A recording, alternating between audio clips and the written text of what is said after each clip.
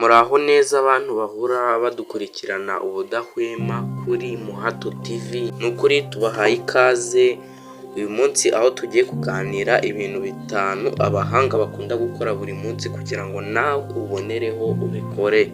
Icyo ngusaba hano kureba video paka irangiye ndetse ugakanda subscribe kuri Muhato TV.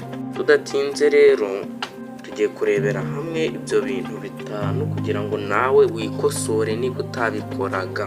Ubundi buri munsi uhura n'abantu benshi ariko hari abo usanga batandukanye, batekereza cyane, bafata ibyemezo vuba, bakubwira amagambo akubaka. Abo bantu b'abahanga hari ibintu bitanu bakora buri munsi, waba ubikora ntawe icyo ni ikibazo kwibaza.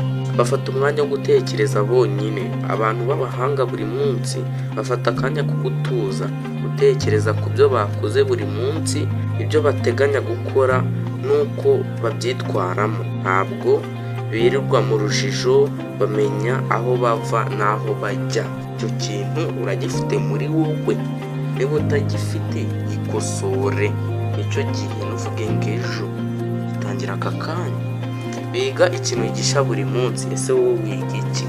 Fata vocabulaire zingahe ku munsi z'icyongereza. Bategura neza umunsi wabo.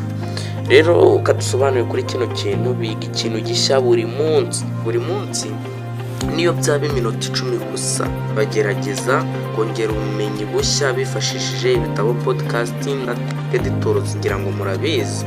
Bategura neza umunsi wabo. Ntibajya mu buzima buhuzagurika, bahura ahantu hamwe. Se wowe ushaka ubundi niba ushaka amafaranga ntabwo wari kujya kuyashaka. Nyine hari abantu usanga bashaka amafaranga bahuzagurika, ukabona uyu munsi yagiye gukora hanangaha, abonye byanze ahise ajya ahandi. Wapi, guma ahantu hamwe uyabonere rimwe. Kujya guhuzagurika mu bikira. Abantu b'abahanga baratuza akaguma ahantu hamwe. Bategura neza umunsi wabo. Niba nka nimugoroba bakavuga ngo ejo nzakora ibi ngibi kugira ngo nintakaze umwanya wanjye. Hari igihe wicara uri kureba filime ari mu gitondo ukakwiriraho kumva.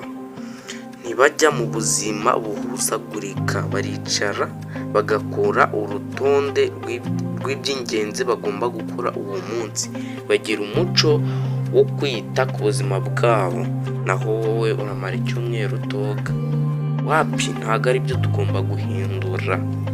Uburyo barya, baryama cyangwa bakora siporo bifite uruhare runini mu miterere yabo. Umuhanga azi ko ubuzima bwe ari umusinga w'ibyo ashaka kugeraho. Udafite ubuzima ntiwapuraninga. Udafite ubuzima nta kintu wakora. Baganira n'abantu bashobora kubagira inama. Uzarebe nta muntu, tuvuge nk'urugero nk'abantu bibira, nta muntu wajya gupfa kubibira ikiraro cyo, ahubwo bafite ba bandi b'intuza mu birara bagendana nawe akagenderaho. Ntabwo wambwira niyo waba uri umuhanga umeze ute ugendana n'umuntu w'ikiraro ngo nawe bikugireho amahoro. Wapi, ntibishoboka. Ahubwo wowe icyo usabwa ni ukureba ba bantu bafite icyo bakugira inama. aho wowe wigeragera ndabizi, byose ndabizi, bahuzagurika. Wapi, nta kintu bibaza.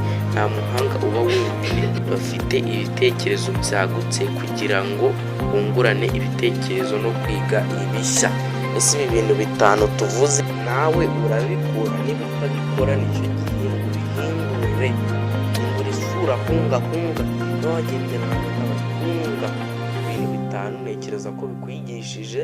Rero kugira ngo tujye dukomeza tubane nk'uko nabibabwiye, ugomba no kuri Muhato TV mbibutsa gukanda subscribe.